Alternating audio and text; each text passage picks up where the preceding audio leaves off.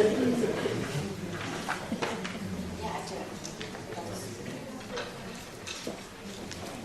we lower the light just a tiny bit, please?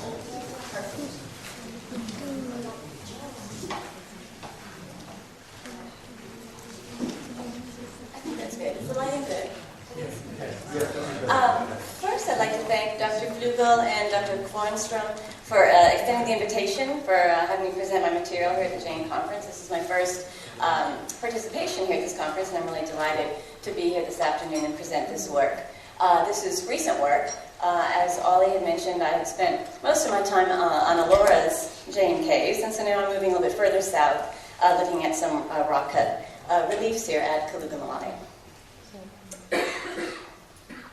In the southern districts of Tamil Nadu, there are a number of medieval Jain sites that feature large boulders or outcrops of stone that are carved with images of Jinas.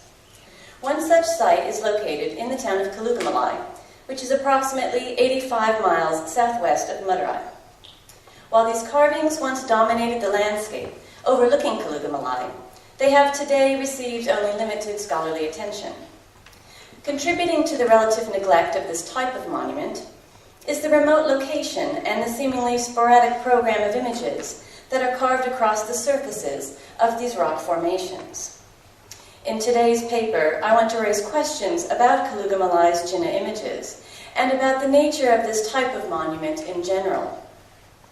My interest in Kalugumalai and other boulder sites in Tamil Nadu stems from previous work that I've conducted on Jain rock-cut monuments elsewhere in India, such as those found at Aihole, Badami, Darashiva, Ellora, and Ankai. While researching India's Jain cave temples, I discovered that boulder sites, such as Kalugumalai, are typically excluded from studies on Jain cave temple architecture, as they do not exhibit architectural elements or interior spaces for devotional activities. When discussed in the scholarship, the relief carvings are treated mainly as examples of medieval sculpture and are not considered collectively as comprising an important sacred site, monument, and place of worship. In this paper, I would like to look at the images at Kalugumalai and consider the ways that they can indeed demarcate Jain's sacred space, even though this is a space that one cannot physically enter. With this approach, we can then also see if the types and arrangement of images at Kalugumalai visually correspond with imagery typically carved in cave interiors. In addition, I will examine the nature of devotional activities at Kalugumalai and whether or not the relief carvings could have functioned in similar ways as enshrined rock-cut images. To begin, we need to first examine the location and arrangement of Kalugumalai's Jain carvings.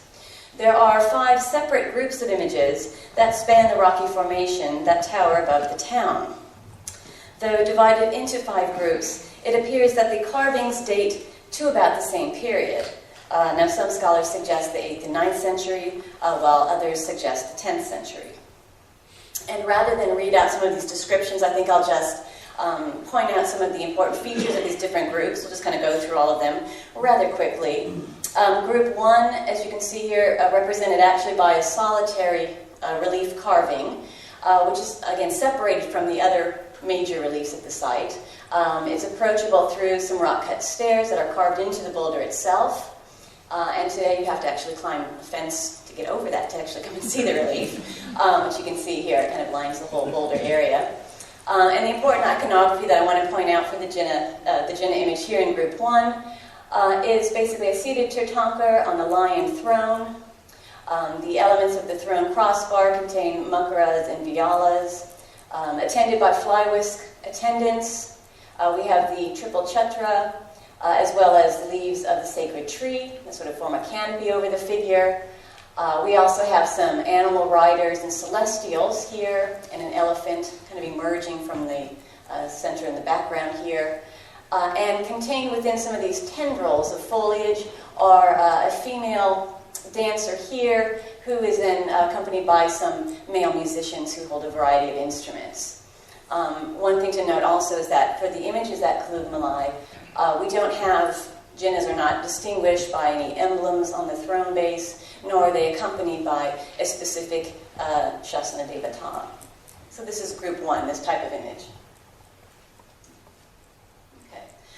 Group 2 and 3 are actually located today behind this. There's a modern Hindu temple that's constructed here, and so you actually can't see the reliefs. They're actually behind the temple complex itself, but I can point out group 2 because they are visible in this view. Group 2 is right here, and I'll show you detail of what they are. And then group 3 contains a number of reliefs carved across the boulder here, and then when we turn the corner, there's some more carvings back here. These are the images that comprise what I've just formulated as group 2, because again, they're sort of separate from the other main reliefs. As you can see, we have the enthroned Jina on lion thrones, an interest in having the fly whisk attendants as well.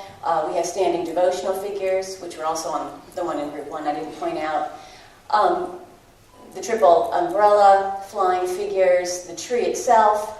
And it's this particular relief here on the very left that probably has the greatest resonance or visual correspondence with the other one in group 1, as it has the same animal riders here and this central elephant as well. So this is, again, sort of the standard iconography that we find at the site with these individual Jina panels. In group 2, we also have a series of seated Jinas, and as we'll see, they'll vary in number in terms of their grouping.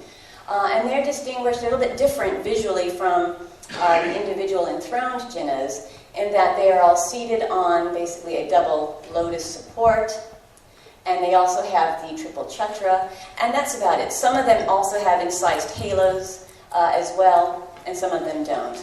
But so a very limited sort of iconography and presented here within this group. And as we can also see here, donative inscriptions that are accompanied with most of the images, and I'll talk about the content of those in a moment. And I'll just point out as well, one example here of probably a yaksha here with a wheel suspended here or carved over his head. This is probably the only sort of differentiated yaksha we have at this site, so perhaps indicating a later interest in establishing these jinas, having them being identifiable through a specific yaksha or a specific yakshi. Again, this is the main kind of groups. Okay, this is group 3, and as you can see, they're very difficult to photograph because here's the sort of compound wall to the temple complex, so you actually have to climb behind here and try to get a photograph of these. In group, this is basically group 3, that stretches across underneath where that banyan tree was on the boulder. We have, again, our series of jinas, seated again on lotuses with the triple chakra. We have our enthroned jinas, single reliefs of jinas on the lion throne. And this particular group also has two significant images. One of Gomateshvar, as we can see here, flanked by his Vidyadharis. And then we also have probably what is the most celebrated sculpture at Kalugumalai. This is an image of Parshvanatha with Dharanendra, his sort of Naga king attendant, represented here in human form, then identifiable through his cobra hoods here, rather than having Parshvanatha represented simply by just the hoods of the cobra. But we have the attendant here standing behind him in protection, also holding fly whisks to sort of celebrate the glory of the Jina. We also have Padmavati standing to the side, though she does not hold a parasol over. She is found in other cave temples, for example. And some of these other elements as well to identify the figure. But in most scholarship on the site, this is probably the image that is talked about and published the most. Okay, and again, that was in group 3.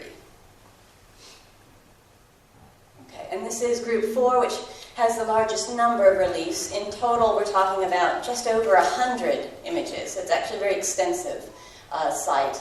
And this is just sort of around the corner from group 3. You just kind of turn around, the boulder slowly bends a little bit, and so this